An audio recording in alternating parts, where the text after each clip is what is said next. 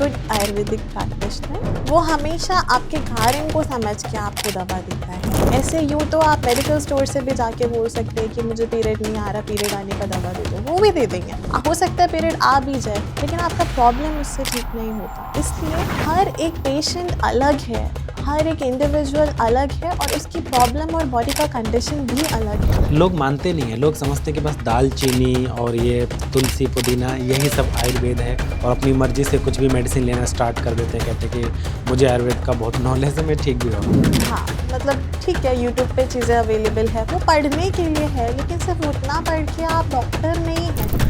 एक line of treatment नहीं हो सकता। यस, उसका एक प्रॉपर प्रोटोकॉल होता है जो हम इतने साल कॉलेज में सीखते हैं, क्लिनिकल प्रैक्टिस में सीखते हैं। हर पेशेंट एक सा नहीं होता, सबकी अवस्थाएं सेम नहीं होती, सेम दवा सब पे काम नहीं करता। इसलिए आप खुद डॉक्टर मत बनिए, आप डॉक्टर पे छोड़ दीजिए, वो आपकी पूरी कंडीशन को समझ के आपका डायग्नोसिस के अकॉर्डिंग आपको ट्रीटमेंट देंगे। क्योंकि बाय डिफ़ॉल्ट आपने ये सब लिया हर्बल या आयुर्वेदा या नो साइड इफ़ेक्ट समझ के, ऐसा नहीं है। साइड इफ़ेक्ट्स करती हैं चीज़ें, चाहे वो कोई भी पैथी की हो, आयुर्वेदा हो या होम्योपैथी हो या एलोपैथी हो। अगर आपकी कंडीशन के हिसाब से आपने दवा नहीं लिया तो वो फ़ायदा नहीं करेगा, तो नुकसान भी करेगा। नमस्कार, मैं हूं डॉक्टर रंजीत सिंह, समदोष आयुर्वेदा, सेक्टर 26 नोएडा से। एक ऐसी विमेन की बीमारी जो आजकल हर तीसरी विमेन में देखने को मिलती है।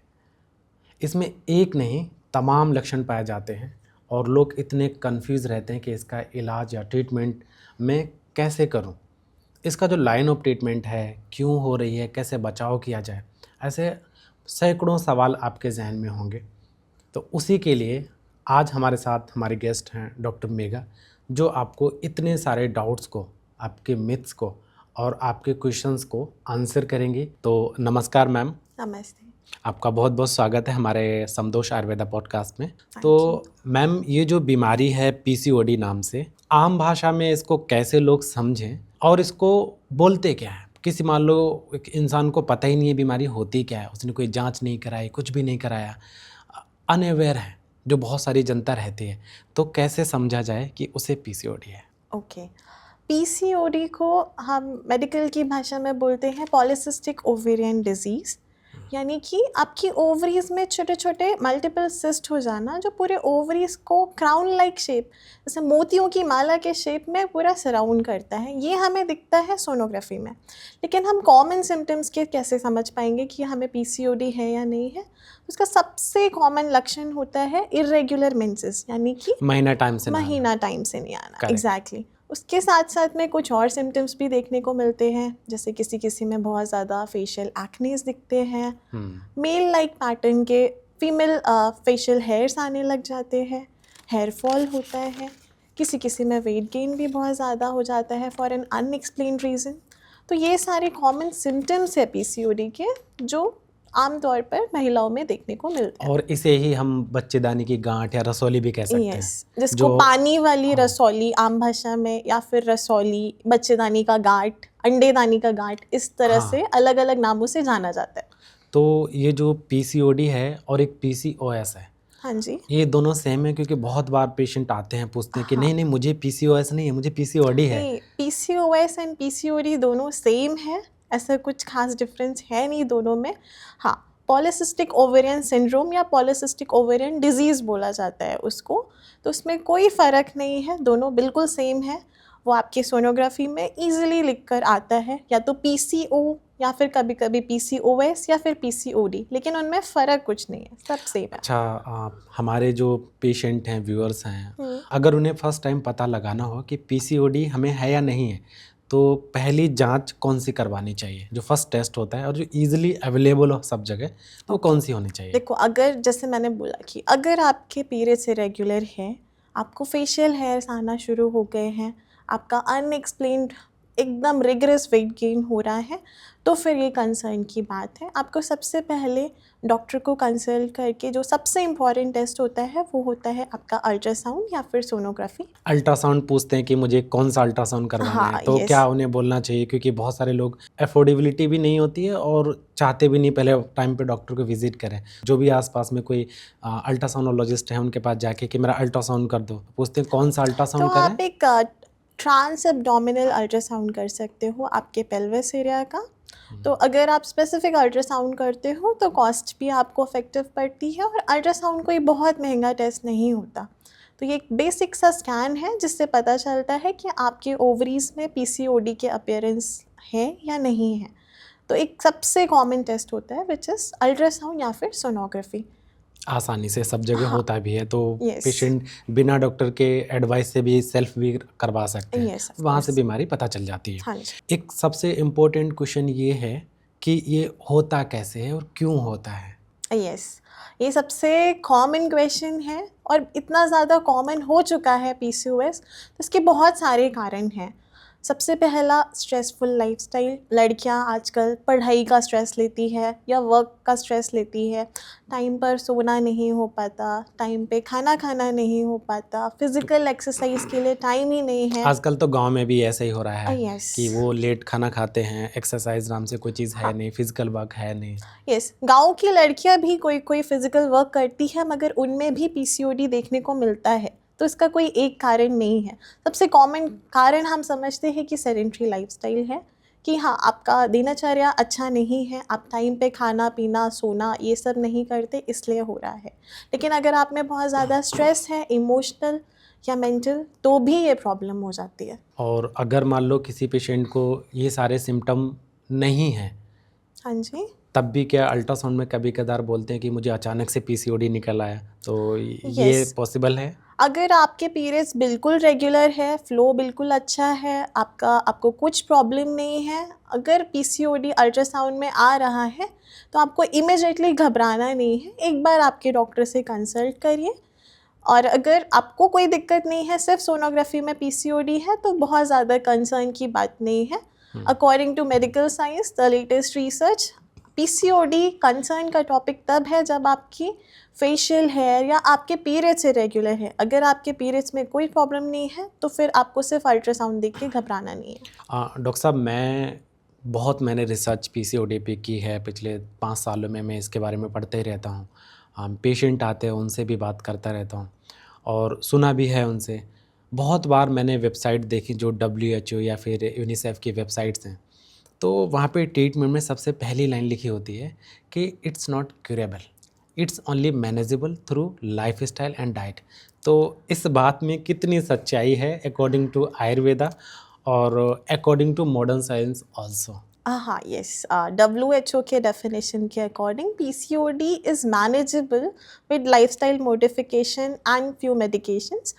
बट आयुर्वेदा ऐसा नहीं मानता। आयुर्वेदा मानता है कि ये आपके कंडीशन क्या है, अगर आप में रसक्षय है या अवरोध है या शुक्रक्षय है, अगर हम उसको पूरा कर ले, उसके साथ में आपका दिनचर्या सुधार ले, जो जिसकी खराबी की वजह से ये प्रॉब्लम हुई थी, तो ये बहुत आराम से मैनेज के साथ साथ में क्योर हो सकता है। हमने बहुत पेशेंट में देखा है। एग्जैक्टली, हमने बहुत सारे पेशेंट्स ऐसे देखे हैं जिनका मैंने पूरा लाइफस्टाइल सुधारा। उनका मेजर कॉज था लाइफस्टाइल का ख़राब होना।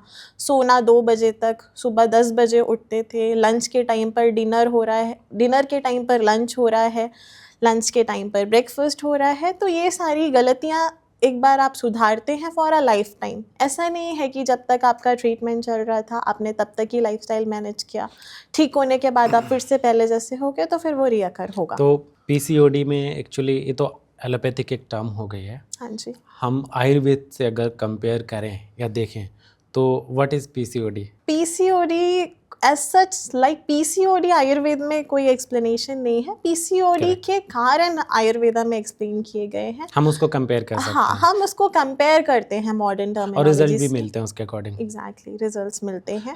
रस धातु की बीमारी या फिर क्षय है या फिर हाँ जी, हाँ, रस अवरोध दुष्टि है, रसक्षय है, शुक्रक्षय ये है। थोड़ा सा मुश्किल है लोगों को समझना, लेकिन कॉन्सेप्ट इस पे अगर हम काम हाँ, करते हैं, समझते हैं, तो डेफिनेटली डिजीज़ तो बहुत आसानी से ठीक होती है। और मैंने बहुत वंडरफुल रिजल्ट भी देखे हैं, बहुत ही कॉम्प्लिकेटेड yes, केसेस अगर आयुर्वेदा के डायग्नोसिस सही है, उसके साथ में आपका कारण जिसको हम बोलते हैं निदान परिवर्जना, वो सबसे पहला ट्रीटमेंट होता है कि जिस कारण की वजह से आपको ये प्रॉब्लम हुई है वो कारण यदि हम चेंज कर ले तो आधा ट्रीटमेंट तो हमारा वहीं हो जाता है। रिमेनिंग 50% हम मेडिसिन से ट्रीट करते हैं। हमारे पेशेंट बहुत बार बोलते हैं कि हमने ये दवाई ले ली, हमने वो दवाई खा ली, पीरियड आने की गोलियां खा ली हैं, या फिर कोई आयुर्वेदिक सिरप पी ली, टैबलेट खा ली। तो वो तो ठीक है, बात उससे होता ठीक नहीं है, मैंने भी देखे हैं। कुछ पेशेंट में शायद मिल जाता होगा रिजल्ट, लेकिन हमारा अप्रोच क्या है? आयुर्वेदिक अप्रोच एक होता ना कि बीमारी को जब तक वो डायग्नोस नहीं करते हैं हाँ जी। तब तक वो उसको ट्रीटमेंट पे प्रिस्क्रिप्शन नहीं होता, या असली वैद्य या किसी आयुर्वेदिक प्रैक्टिशनर की पहचान है। तो हाउ आयुर्वेदा अप्रोच? एक अच्छा आयुर्वेदा वैद्य, अ गुड आयुर्वेदिक प्रैक्टिशनर, वो हमेशा आपके कारण को समझ के आपको दवा देता है। ऐसे यूँ तो आप मेडिकल स्टोर से भी जाके बोल सकते हैं कि मुझे पीरियड नहीं आ रहा, पीरियड आने का दवा दे दो, वो भी दे देंगे।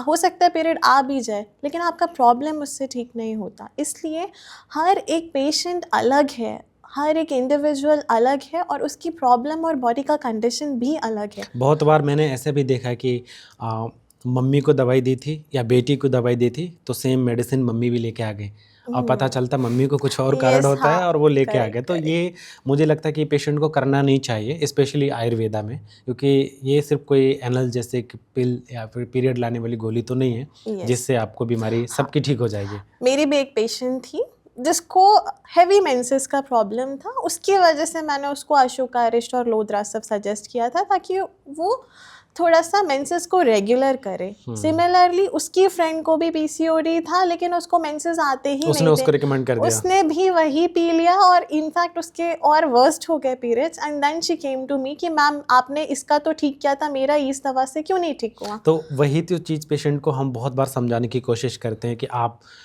स्पेशली आयुर्वेदिक मेडिसिन के लिए इतना ज़्यादा ओटीसी इसको मत बनाओ कि आपकी बीमारी है तो मम्मी को भी ठीक हो जाएगी, पापा को भी यस, ठीक हो जाएगी, बहन को भी हो जाएगी, कभी नहीं होती है। और मैं तो समझा समझा के बहुत बार थक भी चुका हूँ कि थोड़ा सा ध्यान रखो कि बिना किसी प्रिस्क्रिप्शन के, without any information, proper knowledge मत लो। एग्जैक्टली। देखिए, पीसीओडी भी एक प्रकार का नहीं होता, तो एक दवा सब पे काम नहीं आ सकती। आप डॉक्टर नहीं हैं, आपको अपनी कंडीशन शायद नहीं मालूम Correct. कि आप में वाकई में ऑब्स्ट्रक्शन है, या फिर हो सकता है आप में शुक्राशय है, आप में उतना हार्मोन बन ही नहीं रहा है, या आपका एंडोमेट्रियम डेवलप ही नहीं हो रहा है कि आपके पीरियड्स खुलकर आए। तो सिर्फ खुलकर नहीं आने का कारण अवरोध या ऑब्स्ट्रक्शन नहीं होता कि आपने गरम गरम चीज़ें खा ली। और ये बात तो पता चलेगी नहीं आपको, एग्जैक्टली, अब ये अवरोध है बात क्या है। आपको नहीं पता, ये बात सिर्फ डॉक्टर समझ सकता है कि वाकई में ये गर्म चीज़ें आपके काम की है भी या नहीं है। हाँ, कुछ लोगों को ज़रूर आराम मिलता है मेथी का पानी पीने से, या अजवाइन और दालचीनी एक्सेट्रा का पानी पीने से। मतलब सब ना पिए, कुछ कंडीशन में ले कुछ भी सकते कंडीशन हैं। में काम आता है। कुछ परसेंट जो उसी कंडीशन के पेशेंट्स होते हैं जिनमें ऑब्स्ट्रक्शन है, उनमें गर्म चीज़ें काम आ जाती हैं, लेकिन सब में कभी नहीं आती। करेक्ट। बहुत बार मुझसे डायरेक्ट पेशेंट पूछते भी हैं, आपसे भी पूछते होंगे कि क्या बीमारी है, क्या प्रॉब्लम है, तो सबसे पहले आंसर होता है पीसीओडी। हाँ, हाँ, फिर राइट, हम दोबारा पूछते हैं क्या बीमारी, तब कहते हैं पीसीओडी। दैट मीन्स वो एग्जैक्टली। डायग्नोसिस बना के पहले ही लेके आ रहे हैं, हाँ, जबकि आयुर्वेदा थोड़ा अलग है। नहीं, एग्जैक्टली। पेशेंट्स आते हैं, वो रिपोर्ट दिखाते हैं, मैं पूछती हूँ आपको क्या प्रॉब्लम है, रिपोर्ट में लिखा है आप देख लीजिए पीसीओडी है। हाँ, हमारे पास जैसे फिर कोई मैं दोबारा पूछती हूँ, डीपीसीओडी की मेडिसिन हो। यस, मैं फिर से पूछती हूँ कि आपको क्या प्रॉब्लम है, आप वो बताइए। रिपोर्ट्स तो मैं आपकी देखूंगी, लेकिन लास्ट में पहले मुझे आपसे जानना है।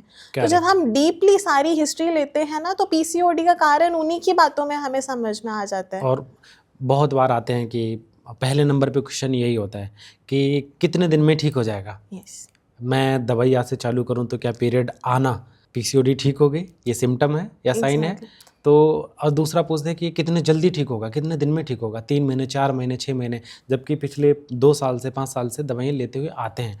तो आपने तो बहुत एक्सपीरियंस लिया है इस फील्ड में पीसीओडी ठीक करने में। तो अगर हम एक देखा जाए, हम जनरल चीज़ें कंसीडर करें, तो कितने दिन में ये बीमारी ठीक हो सकती है अगर प्रॉपर डाइट और सब चीज़ें फॉलो करते हैं तो? यस, देखिए, अगर किसी फीमेल को मतलब पिछले 2-3 साल से ऐसा प्रॉब्लम है कि बिना मेडिसिन के पीरियड्स आता ही नहीं है, उन्होंने आदत लगा रखी है हार्मोन पिल की, तो बॉडी नेचुरली उतना हार्मोन डेवलप नहीं कर पाती है। क्यों? क्योंकि आप आर्टिफिशियल सपोर्ट पर है। तो ऐसे पेशेंट्स में टाइम लगता है, लाइफस्टाइल भी मैनेज करना पड़ता है, ज़रूरत पड़ती है तो पंचकर्मा भी करते हैं उनके कॉजेज़ के अकॉर्डिंग। एंड फिर उसके बाद एक मोटा आइडिया आप मान लीजिए 3 मंथ से लेकर 6 मंथ्स तक का टाइम जाता है ठीक होने में। किसी किसी का 3 मंथ्स के अंदर भी ठीक हो जाता है, वो वैरी करता है पेशेंट के मेटाबॉलिज्म और उनकी बॉडी के ऊपर। अभी आपने बोला कि पंचकर्मा भी करते हैं, yes. But people they don't know what is Panchakarma. हाँ, Panchakarma is like not few but many Ayurvedic therapies जो आपकी बॉडी को डिटॉक्स करने के लिए, यदि आपको कोई भी प्रॉब्लम नहीं है तो भी करना चाहिए, और यदि आप में कोई प्रॉब्लम है तो दोषों के हिसाब से स्पेसिफिक पंचकर्मा डिज़ाइन किया जाता है। और हमने देखा बहुत सारी बीमारी में पंचकर्मा पहले भी करवाते हैं तो Yes. और अच्छी रिजल्ट मिल सकते हैं, आप जल्दी ठीक हो सकते हैं। हाँ, पंचकर्मा क्या करता है, आपके ट्रीटमेंट को फास्टन कर देता है। सपोज पीसीओडी को ही हम ले लेते हैं। तो उनमें कौन से पंचकर्मा करवाने चाहिए? मान लो पीसीओडी है और हमें नहीं पता कौन से टाइप की आयुर्वेद के हिसाब से कौन से दोष उसके अंदर बढ़े, वो तो डॉक्टर ही डिसाइड करेगा। हाँ, यदि कफ दोष बहुत बड़ा है सर, तो कफ दोष में हम लेखन बस्ती दे सकते हैं या फिर हम वमन करवाते हैं। वजन भी कम होगा उससे। इससे आपका वेट लॉस ऑफ कोर्स कम होता है, आपका ओबेसिटी मैनेज होता है एंड आपका मेटाबॉलिज्म काफ़ी हद तक बूस्ट कर लेता है। जो मेडिसिन्स का जो इफेक्टिवनेस है वो काफ़ी हद तक बढ़ा देता है। तो वही जो आप 6 मंथ्स में ठीक हो रहे थे, आप 3 मंथ्स में ठीक हो सकते हैं आफ्टर पंचकर्मा। किसी को मान लो बहुत टाइम हो गया, पीसीओडी ठीक ही नहीं हो रही है, मेडिसिन भी ट्राई कर लिया, तो कुछ ऐसे पंचकर्मा थेरेपी या फिर कुछ ऐसे प्रोसीजर्स हैं सिंपल जिनको पेशेंट घर पे कर सकते हैं? हाँ, पंचकर्मा तो बेसिकली वैसे घर पे नहीं किया जाता, लेकिन हाँ बस्ती हम दे सकते हैं। Kind of rectal enema. हाँ, it's a kind of rectal enema, जिसमें हम कैथेटर और मेडिसिन्स पेशेंट को दे देते हैं। जो दूर के पेशेंट एक बार करके दिखाते हैं, उसके बाद उनको बोलते हैं कि आप सेल्फ उसको कर सकते हैं। सिंपल है अगर हाँ, इट्स वेरी सिंपल। बस्ती तो आप घर पे आराम से कर सकते हैं, लेकिन फॉर वमन and Virechana you need assistance, कि बाय डिफ़ॉल्ट आपको कुछ प्रॉब्लम हो तो उसको हैंडल करना आना चाहिए। अब कुछ पेशेंट होते हैं पीसीओडी के जिनको कंसीव नहीं हो पाता है, और एक बहुत बड़ा रीज़न माना जाता है, एक तो पहले नंबर पे है कि उनको पीसीओडी के टाइम पे कंसीव होता नहीं है क्योंकि पीरियड रेगुलर नहीं रहते हैं, हाँ जी। अंडे बनते नहीं अच्छे, या फिर अंडे फूटते नहीं हैं ड्यूरिंग द मिड साइकिल। तो कितने % चांसेस हैं अगर कोई वीमेन को पीसीओडी है और वो कंसीव करना चाहे तो क्या वो कंसीव कर सकती है? यस, अगर वीमेन किसी फीमेल को पीसीओडी है, उनको काफ़ी टाइम हो गया है, ट्राई करते करते कंसीव नहीं हो पा रहा है, तो फिर हम मेडिसिन्स तो देते ही हैं एक डेवलपमेंट ओवुलेशन के लिए। उसके साथ में उत्तर बस्ती नाम का एक प्रोसीजर होता है जिससे बहुत इजीली आपका ओवुलेशन होने में हेल्प मिलता है। उत्तर बस्ती जरा लोगों को बताओ क्या है? यस ऑफ कोर्स, उत्तर बस्ती एक थेरेपी होती है आयुर्वेदा में जो हम सिर्फ मैरिड वुमेन्स में करते हैं जिनको ऑफ कोर्स प्रेगनेंसी कंसीव करनी और है। ये सेफ है? हाँ, ये नॉन सर्जिकल नॉन इन्वेसिव, जिसमें किसी एनेस्थीसिया की भी ज़रूरत नहीं पड़ती आपको। आपके मेंसेस जैसे ही ओवर होते हैं, सपोज 5th डे को ओवर हुए, तो हम 6th, 7th और 8th डे पे वजाइनल रूट से एक मेडिसिन हम इंड्यूस Insert करते हैं जो आपके यूट्रस टिल फैलोपियन ट्यूब और आपके ओवरीज के लेवल तक जाके आपके एग के डेवलपमेंट को इम्प्रूव करती है, क्योंकि एग बनने का टाइम वही होता है जिस टाइम पे हम देते हैं। एंड सेकेंड थिंग कि इसका एक स्पेसिफिक टाइम है, आप किसी भी वक्त नहीं आके के बोल सकते हो कि मैम मेरा उत्तर बस्ती कर दो। उसका एक स्पेसिफिक टाइम है जिस टाइम पे आपका सर्विक्स ओपन रहेगा, डायलेट रहेगा, और ये सिर्फ कॉस्ट उसी time इफेक्टिव पे है। कर- हाँ, and it's very cost effective. और कितने चांसेस रहते हैं और कितने दिन तक करवाना है, कितने साइकिल तक इसको करवाना रहेगा? एटलीस्ट 3 साइकिल्स आपको करने होते हैं। 3 साइकिल मीन्स 1 मंथ में आपको 3 टाइम्स करना है। इस मंथ किया, उसके अगले मंथ किया और चेक उसके अगले करेंगे मंथ कि किया। आपके एग कितने अच्छे बने या फिर साइज क्या बढ़ रहा है, एटलीस्ट नहीं आपको बढ़ रहा है। 9 सेशंस तो लेने चाहिए। 9 सेशन में आपको बेस्ट रिजल्ट्स दिखते हैं उत्तर बस्ती के।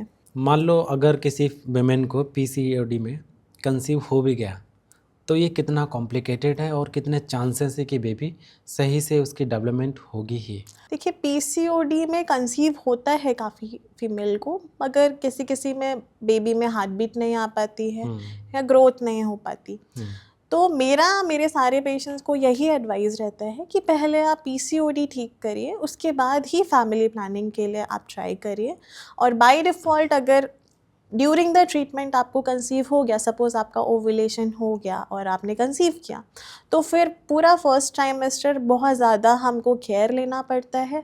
फीमेल को ब्लीडिंग नहीं हो उसका हमें पहले से ही खासकर ध्यान प्रिकॉशन देना करना होता चाहिए। है, तो हम ऑलरेडी प्रिकॉशनरी मेडिसिन उनको मतलब फर्स्ट मंथ से ही देना शुरू कर देता है। एक पेशेंट आई थी हमारे पास, याद होगा आपको, जिन्होंने बोला था मुझे बस कंसीव करने की मेडिसिन दे दो, मुझे घर वाले बहुत परेशान कर रहे हैं, मेरी सास परेशान कर रही है, मेरे हस्बैंड परेशान कर रहे हैं, लेकिन पीसीओडी था। हाँ तो जी। आई ट्राइड कि ना हो, पहले पीसीओडी आप ठीक करो, इसके बाद में कंसीव करो। तो उन्होंने बहुत इंसिस्ट किया, नहीं मुझे दे दो, बस मुझे प्रूव करना है कि मैं फर्टाइल हूँ।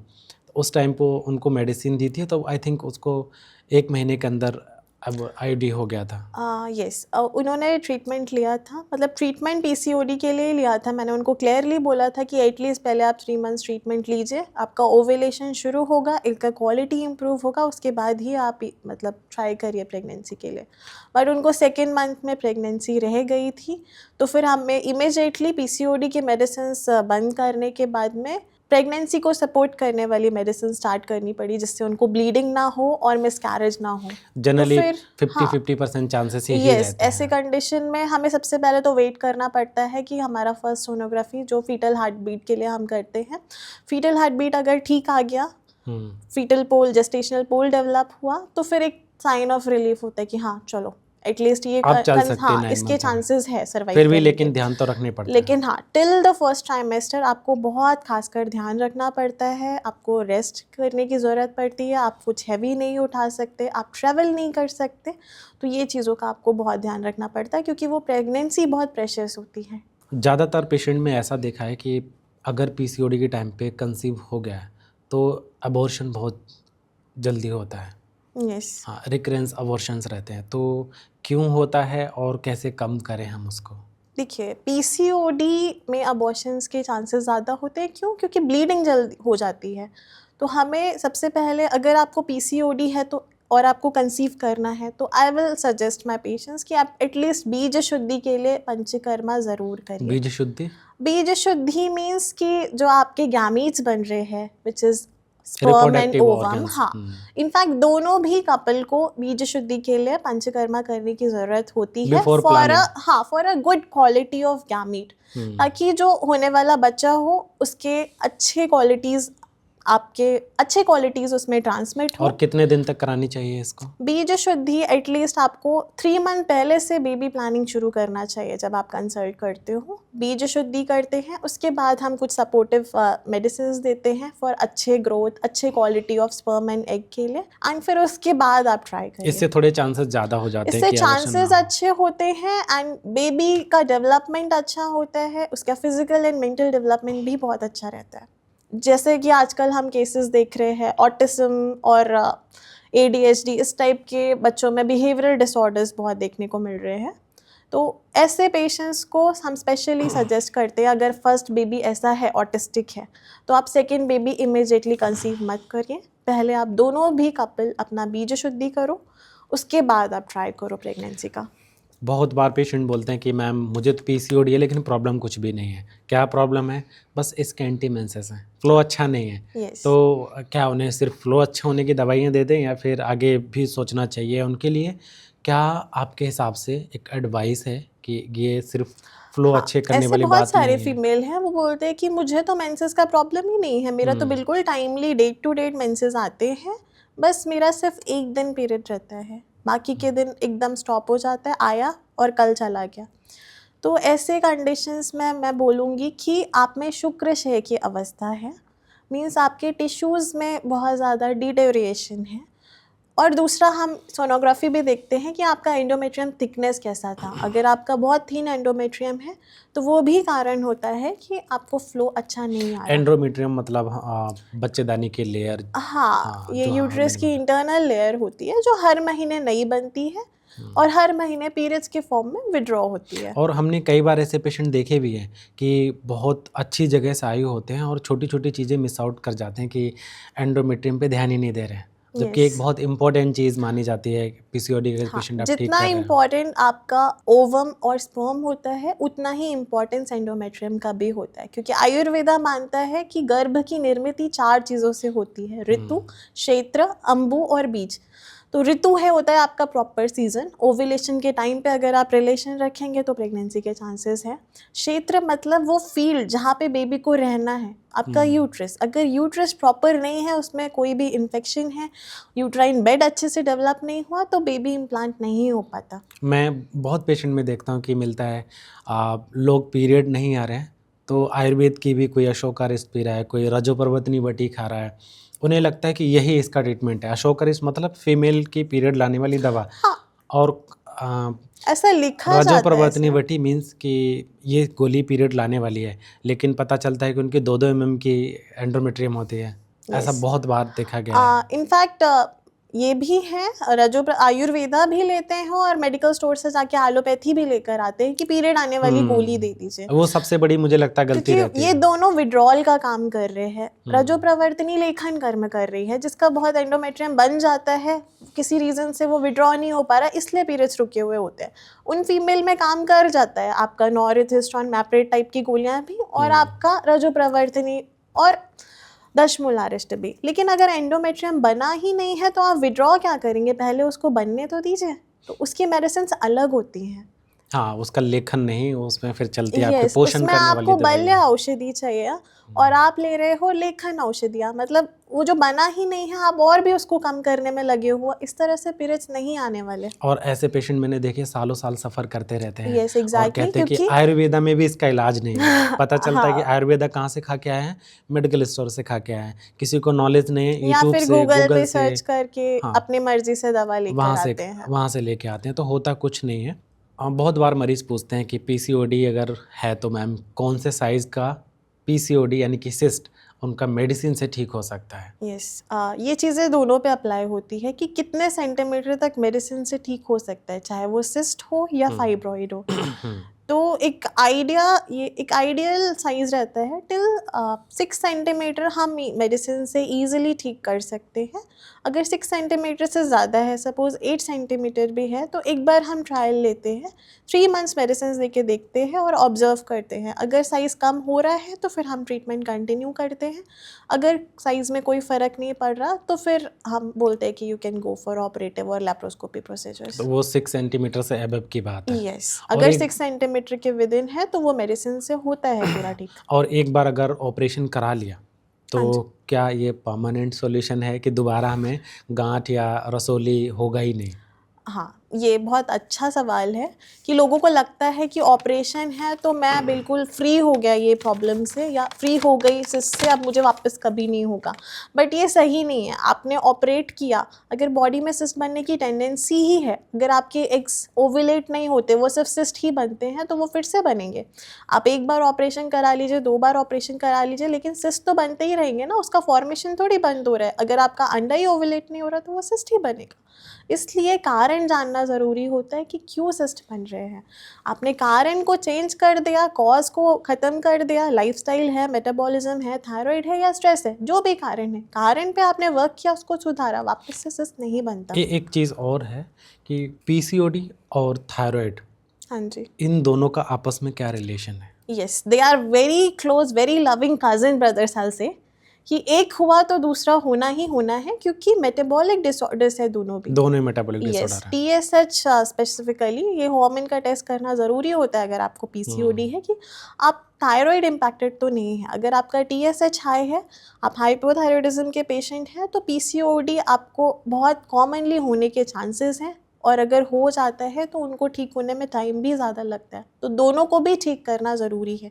तो ऐसे कंडीशन में हम वमन कर्म करते हैं, उसके बहुत अच्छे रिजल्ट हैं। थेराप्यूटिक वोमिटिंग करते या हैं। वमन में हम क्या करते हैं, 5 डेज़ का मेडिसिन देते हैं, मेडिकेटेड घी। उसके साथ में डेली पेशेंट को आना पड़ता है सेंटर पे मसाज एंड स्टीम के लिए। 7th डे पे हम थेरेपेटिक वॉमिटिंग इंड्यूस करके वो सारा कफ दोष बॉडी से बाहर निकालते हैं, जिसका रिजल्ट आपको थायराइड में भी मिलता है, पीसीओडी में भी मिलता है, और ओबेसिटी मैनेजमेंट भी होता है। देखा है मैंने, कम से कम 8 से 10 किलो वजन तक कम होते हुए देखा है। और कुछ लोग ऐसे भी होते हैं कि थायराइड हुआ है, पीसीओडी पता ही नहीं है कि नहीं है, मेंसेस टाइम से नहीं आ रहे हैं, तो या तो थायराइड की गोली खा रहे हैं और सालों से खा रहे हैं, आगे की कोई जांच नहीं, या फिर वो पीसीओडी में पीरियड लाने की गोली खा रहे हैं। तो दोनों चीज़ें कॉम्प्लिकेट होती जाती हैं। यस, तो करेक्ट। इनके ऐसे पेशेंट को क्या सजेशन है कि आप प्रॉपर डायग्नोसिस करवाओ?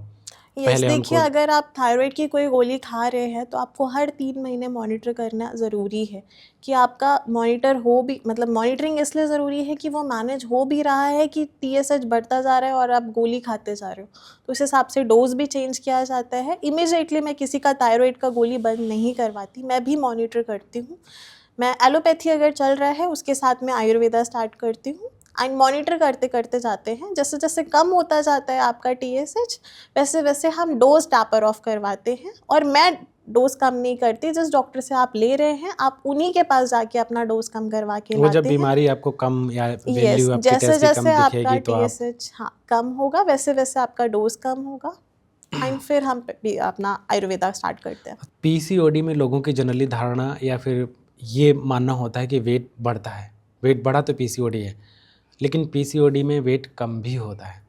कुछ लोग ऐसे हैं जिनको पीसीओडी हुआ ही इसलिए क्योंकि उनका वेट कम है, वो क्षय संप्राप्ति के हैं। हाँ तो जी, मेरा सवाल ये है कि पीसीओडी में वेट बढ़ता क्यों है? PCOD में वेट बढ़ता है अगर आप में अवरोध है, आप में कफ का प्रीडोमिनेंस है, कफज PCOD है। कफ ये मतलब खांसी वाला नहीं, नहीं, ये बॉडी में कफ आयुर्वेद के ऑलरेडी। हिसाब से दोष है कफ। यस यस, आयुर्वेदा के हिसाब से 3 प्रीडोमिनेंट दोषास होते हैं जो बैलेंस में रहते हैं तो आपको कोई दिक्कत नहीं होती, वात पित्त और कफ। लेकिन कोई भी डिसबैलेंस या इम्बैलेंस होता है, कोई एक दोष ज़रूरत से ज़्यादा बढ़ता है तो वो बीमारियां कॉज करता है। तो यहाँ हम मानते हैं जिनका वेट गेन होता है उनको कफज PCOD होता है एंड कफज के लिए वेट लॉस करना बहुत और ज़रूरी वमन होता है। बहुत अच्छा काम करेगा ऐसी कंडीशन में, yes, kind of therapeutic vomiting हो हाँ, गया। उससे आपका मेटाबॉलिज्म बहुत बूस्ट हो जाता है। एक बार कफ आपकी बॉडी से बाहर निकलता है एक्सेस से, तो फिर चीज़ें बहुत जल्दी ठीक होती और हैं। TSH लेवल भी बहुत आसानी से कम हो सकता है। मैंने देखा कि आफ्टर वमन 26 TSH वाले 7-8 पे आ जाते हाँ, हैं आते विद इन हैं, ऑफ 15 डेज। कोर्स आते हैं।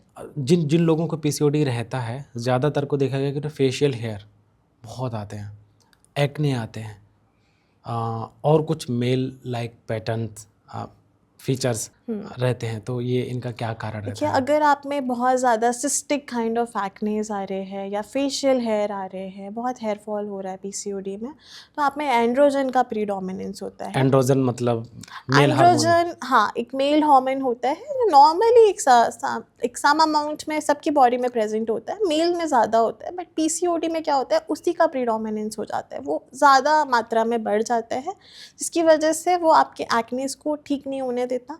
जब तक आप उसको बैलेंस नहीं करेंगे आपको सब सुपरफिशियल ट्रीटमेंट का कोई लाभ नहीं मिलेगा। बहुत बार ऐसा भी देखते हैं कि पेशेंट को हेयर फॉल हो रहा है, साथ में पीसीओडी है, थायराइड भी है, बहुत बीमारियां एक साथ में हो जाती हैं और इलाज सिर्फ वो हेयर फॉल का करते हैं। तो सालों साल ट्रीटमेंट करते हैं, उनका कोई असर नहीं पड़ता है और कंडीशन ख़राब ही होती जाती है। Yes sir. तो ये इसमें क्या करना चाहिए पेशेंट को? क्या सजेशन है आपका कि अगर आपका हेयर फॉल स्टार्ट हो गया और एक रिप्रोडक्टिव एज की वीमेन है तो कौन से सिम्टम या साइन आपकी बॉडी में आ रहे हैं उन पे ध्यान देना चाहिए? यस, अगर आप में बहुत ज़्यादा वीकनेस है, बहुत ज़्यादा हेयर फॉल हो रहा है, साथ में एक्नेस भी है, वेट गेन भी हो रहा है, तो आपको एंड्रोजन का टेस्ट, TSH का टेस्ट और एक बार PCOD भी मॉनिटर करना चाहिए क्योंकि ये सबसे कॉमन कारण होते हैं रिप्रोडक्टिव एज ग्रुप की फीमेल में। पीसीओडी के ट्रीटमेंट के लिए हम बहुत सारे गूगल पे चीज़ें देखते हैं कि आप ये खाओ, ये एक्सरसाइज करो, आपके पीरियड आ जाएंगे। तो ये कितना रिलायबल है? क्या पेशेंट को सिर्फ यही करना चाहिए या फिर प्रॉपर लाइन ऑफ ट्रीटमेंट पे जाना चाहिए? देखिए सबसे इम्पॉर्टेंट तो होता है कि लाइफस्टाइल मैनेजमेंट। कुछ लोग दवाई नहीं भी लेते हैं, मेरे पास ऐसे भी है कि मैंने जिम लगा लिया था, मैं डेली एक्सरसाइज कर रही थी तो मेरा पीरियड उस टाइम पे ठीक आने लग गया था।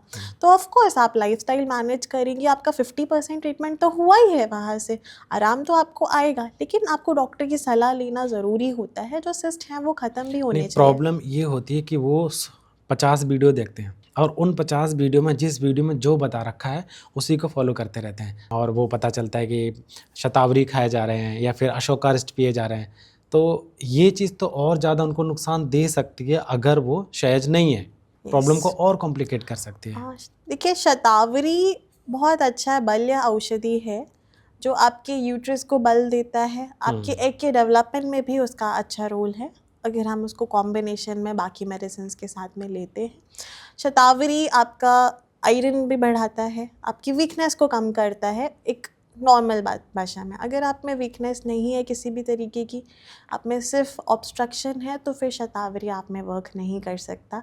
यही तो समझने वाली बात है ना कि आयुर्वेदा बहुत वास्ट है। लोग मानते नहीं हैं, लोग समझते हैं कि बस दालचीनी और ये तुलसी पुदीना यही सब आयुर्वेद है, और अपनी मर्जी से कुछ भी मेडिसिन लेना स्टार्ट कर देते हैं, कहते हैं कि मुझे आयुर्वेद का बहुत नॉलेज है, मैं ठीक भी हो रहा हूँ। हाँ, मतलब ठीक है, यूट्यूब पे चीज़ें अवेलेबल है, वो पढ़ने के लिए है, लेकिन सिर्फ उतना पढ़ के आप डॉक्टर नहीं हैं।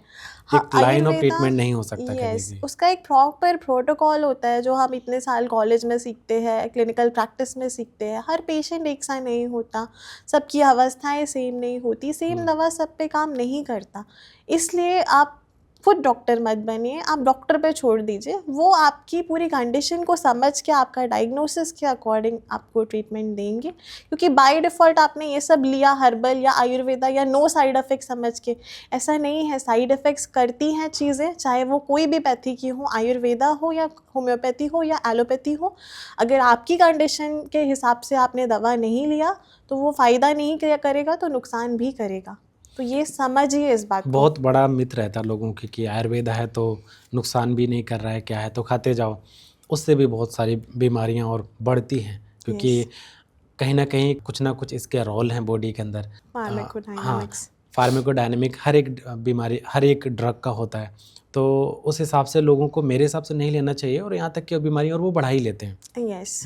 अच्छा, आपके हिसाब से अगर कोई पीरियड लाने की दवाई की बात करें ऑनलाइन की, नहीं पता जनरल पब्लिक है, लेकिन वो चाहते हैं कि ऐसे कोई एक्सरसाइज या मेडिसिन हो, तो क्या लेना चाहिए? देखिए, अगर आपको कॉज नहीं मालूम है कि आपके पीरियड्स इरेगुलर है, तो एक्सरसाइज में आप एब्डोमिनल एक्सरसाइज पे थोड़ा फोकस करिए। जैसे कि सूर्य नमस्कार हो गया, आपका भुजंगासन हो गया, आपका पवन मुक्तासन या सेतु बंधासन हो गया, जो क्या करता है आपके एब्डोमिनल फैट को कम करेगा, आपका डाइजेशन इम्प्रूव करेगा, तो आपका मेटाबॉलिज्म भी सुधरेगा। तो उसका आपको फ़ायदा तो ज़रूर मिलेगा, लेकिन हाँ, पूरी प्रॉब्लम सिर्फ इतना से ठीक नहीं हो सकती, उसके लिए आपको पूरी आराम आएगा। डायग्नोसिस चाहिए, हाँ, उसके लिए आपको एक और प्रॉपर डॉक्टर का कुछ एडवाइस ऐसी चाहिए। मेडिसिन जो किचन में मिल जाती हों। ऐसे तो बहुत सारी चीज़ें हैं जो किचन में मिलती है, नहीं आप, दे सकते, मतलब हम हाँ, नहीं लेनी चाहिए। मतलब आपको वीडियोस बहुत मिल जाते हैं कि रुके हुए पीरियड्स एक दिन में आएंगे, आप ये ले लीजिए, दालचीनी ले लीजिए, मेथी ले लीजिए, धनिया ले लीजिए, जीरा ले लीजिए। हो सकता है किसी एक को काम भी आ जाए, लेकिन 100 में से सिर्फ अगर वो एक दो फिट को ही बैठा काम तो। आएगा, सबको नहीं आएगा। हम्म, तो थोड़ा होम रेमेडीज ठीक है, एक लेवल तक आपको फ़ायदा दे सकती है, लेकिन अगर वो आपकी कंडीशन से नहीं हुआ ना, तो आपको नुकसान भी दे सकती है। ठीक है। तो आपके हिसाब से अगर किसी को पीसीओडी डायग्नोस हुआ है, न्यूली डायग्नोस्ड हुआ है, तो सबसे पहला उसका लाइन ऑफ ट्रीटमेंट या उसे पहला कदम क्या उठाना चाहिए, उसे कहाँ जाना चाहिए, ताकि इतना सफ़र ना करना पड़े? क्योंकि बहुत बार हम देखते हैं पेशेंट 6-6 साल 8-8 साल से परेशान होते हैं, उसकी वजह से प्रेगनेंसी नहीं हो पाती है, बच्चे नहीं होते हैं, फिर एक टाइम यस, और ज़्यादा निकल जाता है। ये मेरा अपील है इनफैक्ट सारी यंग लड़कियों से, क्योंकि लड़कियां कंसर्न नहीं होती इस चीज़ों के बारे में कि अभी क्या मतलब है पीरियड से, ठीक है शादी करेंगे तब देखेंगे बच्चे का, अभी क्या ज़रूरत है। तो इनको इम्पोर्टेंस नहीं पता है इस चीज़ का कि आप अभी ट्रीटमेंट नहीं करेंगी तो फिर आप शादी के बाद इस चीज़ का अफसोस करेंगी। ज़्यादातर लड़कियाँ आती कि मैम 10 साल से प्रॉब्लम था, शादी से पहले मैंने भी इतना ध्यान नहीं दिया, मैंने इलाज भी नहीं करवाया, अब नहीं हो रहे हैं बच्चे। तो मेरा यही कहना है कि अगर आपको ये प्रॉब्लम है, तो ये बड़ी प्रॉब्लम बन सकती है जब आप शादी के लिए सोचेंगे या फैमिली प्लानिंग का सोचेंगे। तो जब इसकी शुरुआत है, तभी आप एक अच्छे गायनेक को दिखाइए और सही तरीके से आपके कारण के हिसाब से उसका ट्रीटमेंट करिए। वो जो भी आपको सलाह देंगे, लाइफस्टाइल मॉडिफिकेशन या स्ट्रेस मैनेजमेंट या फिर आपका जो भी एडवाइज़री होगा डॉक्टर के अकॉर्डिंग, तो वो आप उसी टाइम पे फॉलो करके इमीडिएट इसको ठीक कर सकते हैं, ताकि आपको फ्यूचर में ऐसी कॉम्प्लिकेशंस ना सामना करना पड़े। बहुत बार देखा है कि घर में कोई माँ है, बड़ी बहन है, या फिर उनकी सास है, हाँ जो जी। मैरिड वुमेन होती हैं, बोलते हैं मुझे पीसीओडी है, तो सीधे ऐसे बोलते हैं तो क्या हुआ, वो तो सबको होती है, उसका क्या करना है? ऐसा बहुत बार यस, हमने देखने को ये मिलता है। चीज़ें ऐसा समझने लग गए हैं लोग कि ये तो सबको होता है, क्योंकि पीसीओडी बहुत कॉमन हो चुका है। हर 5 में से 2 लड़कियों को पीसीओडी देखने को मिल रहा है आजकल। क्यों? लाइफस्टाइल ख़राब है, आपने टाइम पे ट्रीटमेंट नहीं किया, आपने उल्टी सीधी और मेडिसिन ये खाई। बढ़ता ही जा रहा है ग्राफ इसका। यस, इसका और rate time to time every day बढ़ ही रहा है। जिसकी क्यों? वजह से क्योंकि आप इनफर्टिलिटी भी समझ बढ़ रही नहीं है। रहे हैं उसका इम्पोर्टेंस। आप लाइफस्टाइल मैनेजमेंट क्या होता है, दिनचर्या क्या होता है, ऋतुचर्या क्या होता है, रजस्वलाचर्या क्या होता है, ये सब भूल चुके हैं। एक चीज़ है रजस्वलाचर्या। हाँ, वैसे तो नहीं टाइम होता है लोगों को सब कुछ फॉलो करने का, फिर भी एक बार बता दीजिए कि रजस्वलाचर्या है क्या, और अगर फॉलो करते हैं तो क्या फ़ायदा होता है। आयुर्वेदा में रजस्वलाचर्या का बहुत अच्छे से सुंदर वर्णन किया गया है। जो आजकल की मॉडर्न की भाषा में समझे तो आपको क्या करना चाहिए when you are on your menstrual cycle, जिसको मेंस्ट्रुअल रेजिमेन कहा जाता है। तो सबसे पहली बात है, आपको बहुत ज़्यादा ट्रैवल नहीं करना है, आपको जिमिंग और इस टाइप की चीज़ें नहीं करनी है जो आप में और ज़्यादा थकान लाए। आपको रेस्ट की ज़रूरत है, आप कम से कम काम करिए, अच्छा खाना खाइए। उस टाइम पे आप बहुत हैवी फैटी या पैकेज फूड मत खाइए। क्यों? क्योंकि उस टाइम आपकी बॉडी का डिटॉक्स या क्लेंजिंग हो रहा है। आप बहुत हैवी खाएंगे तो बॉडी का सारा एनर्जी उसको पचाने में लगेगा, आपका अच्छी तरह से क्लेंजिंग नहीं होगा। तो वही फ्यूचर में जाके फाइब्रॉइड, इरेगुलर मेंसेस, सिस्ट या डिस्मेनोरिया की प्रॉब्लम कॉज करता है। और आयुर्वेद का तो सीधा सिद्धांत भी है कि अगर आपका खाना पीना अच्छा है और टाइम से है, आप दिन में 2 बार अच्छा खाना खाओ और 1 बार आपको बिना किसी दवाई के पेट साफ़ होना चाहिए, तो ज़्यादातर बीमारी वैसे ही नहीं होती हैं। एग्जैक्टली, अगर आप अच्छे से टाइम पे खाना खा रहे हैं, टाइम पे सो रहे हैं, तो ये प्रॉब्लम आपको होनी ही नहीं वाली है।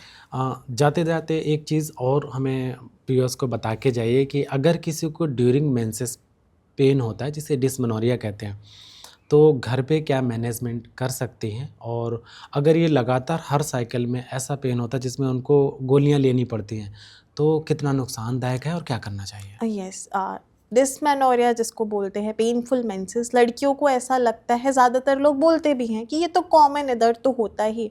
दर्द होता है, आइडियली आयुर्वेदा के हिसाब से तो दर्द नहीं होना चाहिए, बट हमारा लाइफस्टाइल उतना अच्छा बचा नहीं है तो पेन होता है। लेकिन वो पेन उतना ही होना चाहिए कि आप अपना day to day activities hamper ना करें। अगर आप कोई काम नहीं कर पा रहे तो वो पेन नॉर्मल नहीं है, then you have to consult a good gynaecologist.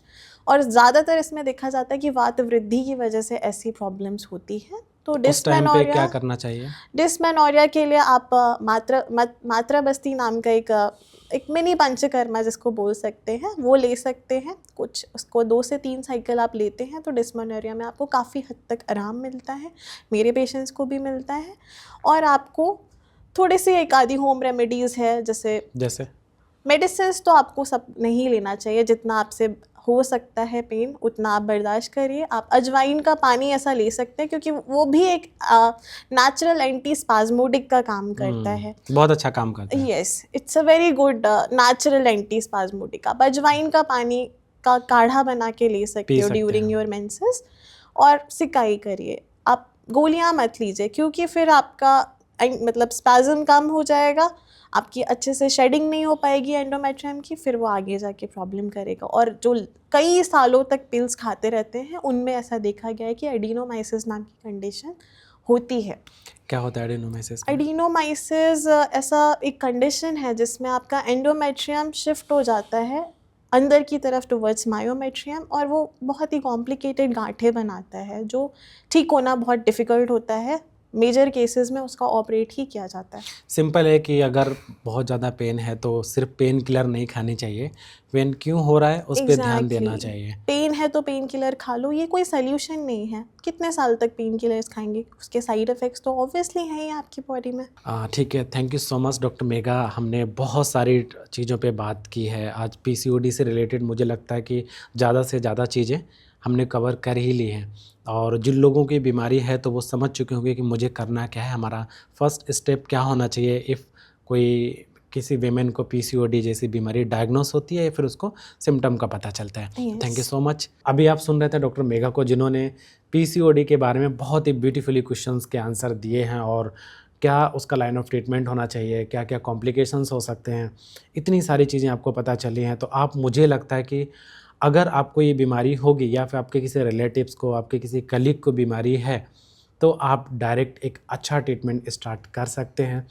नमस्कार, मैं हूं डॉक्टर रंजीत सिंह, समदोष आयुर्वेदा, सेक्टर 26 नोएडा से। अगर आपको या किसी फैमिली मेम्बर को लगता है कि ये बीमारी है या गायनेकोलॉजिकल कोई भी इशू है, तो आप हमें दिए गए नंबर पे अपना अपॉइंटमेंट बुक कर सकते हैं। हमारे वेबसाइट पे जाके समदोष आयुर्वेदा, वहाँ भी जाके आप अपॉइंटमेंट बुक कर सकते हैं, या फिर we are also available on Practo. आप डॉक्टर रंजीत सिंह सर्च करेंगे या समदोष आयुर्वेदा सर्च करेंगे, वहाँ आपको हमारी सारी इन्फॉर्मेशन मिल जाएगी।